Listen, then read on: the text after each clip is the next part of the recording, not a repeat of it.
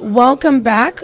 We are here with the teacher, Zion Lexx, and a student of his, Berto. Yes. He is actually somewhat of a big deal in the boxing world, but he's a novice in his learning and his studies under the master Zion Lexx. Yes, I would like for you to tell us about how you found out about Zion and what led you to your understanding of your heritage. Sure.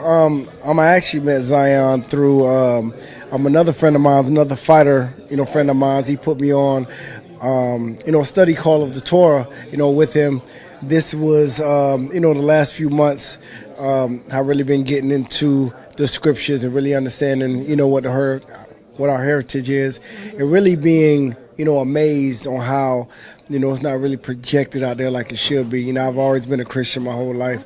I got a friend and I got another cousin as well that's been open up to the truth, and they came to the table, and, I kept thinking, you're kind of, but then again, me getting that information and me doing my own digging, I'm like, yo, this is crazy. Right. So, I started doing a lot of, classes, and a friend of mine's put me on Zion, and I've been listening to his lectures, and they've been blowing my mind about it, me, and I've been adding some other friends to the table as well to be, just woken up to it. That's beautiful. All praises.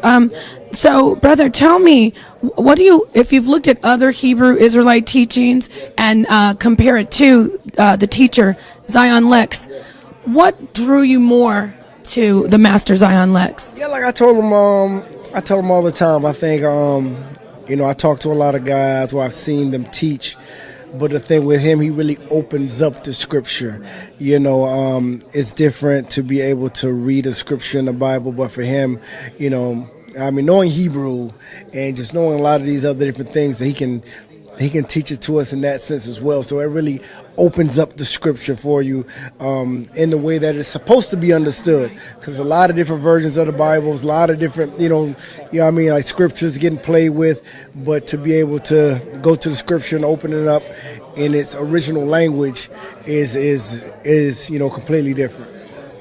Thank you. Now, in your profession, looking at how a lot of our people who are waking up that are in the spotlight, leaders, tell us, do you see any type of challenges that you might face once you start to express more openly who you are? Yeah, of course. I've spoken to a lot of other, celebrity friends, and few of them that have been called out. We had these phone calls, and I understand the situation. I understand the severity of it, because a lot of these other people are behind a lot of these big brands or a lot of these huge companies. But I think the most important thing right now is for us to be able to come together as people and educate each other, first. I think that's the most important. Instead of, just using our platform just to yell and go crazy and let's just, we just need to understand who we are. We need to take the right steps that we need to take. And I believe that's the only thing that matters. We just wake each other up like we need to wake each other up and keep it moving.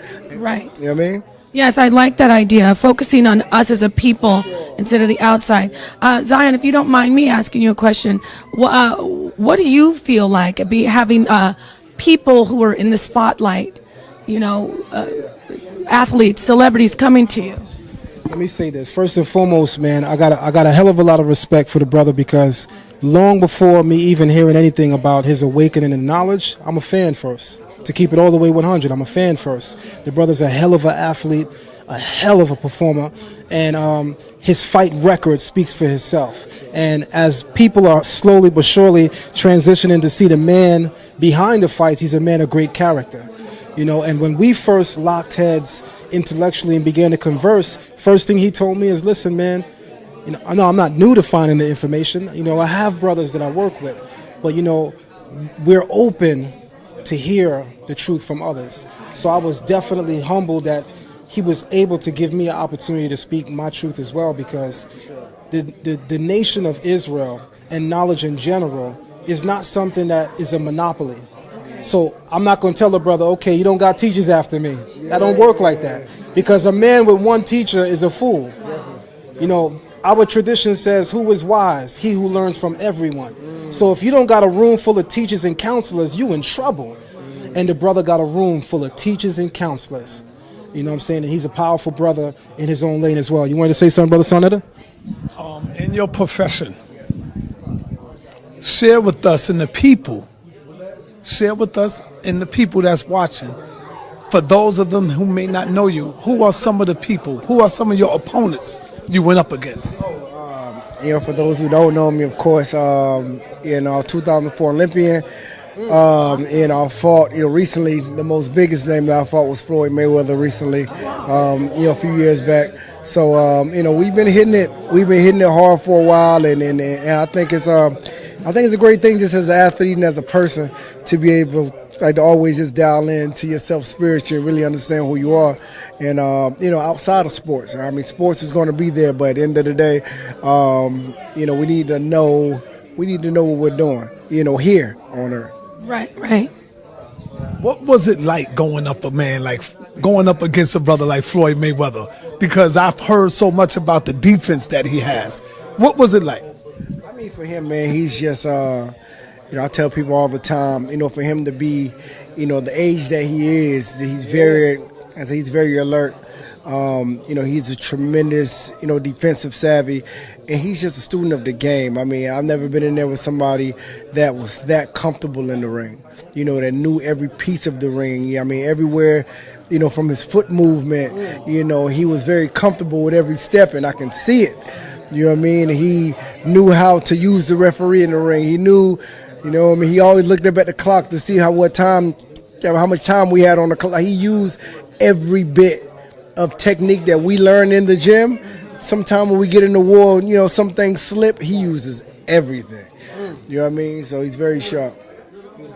Well, okay. Well, let me just ask you one more question. How are you enjoying the lecture today? Man, definitely enjoyed it. Yeah, like I said, I told Zion, hey, as soon as you get out here, man, I'm definitely going to come and check it out. Like I said, I'm not going to say I'm new, but like I said, I'm a few months in, and I'm in a stage of I just really try to learn and just try to crave that knowledge.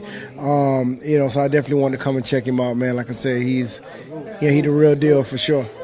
Very much welcome. Thank you so much, brothers, and enjoy the rest of the lecture. I know I will. It's nice to meet you.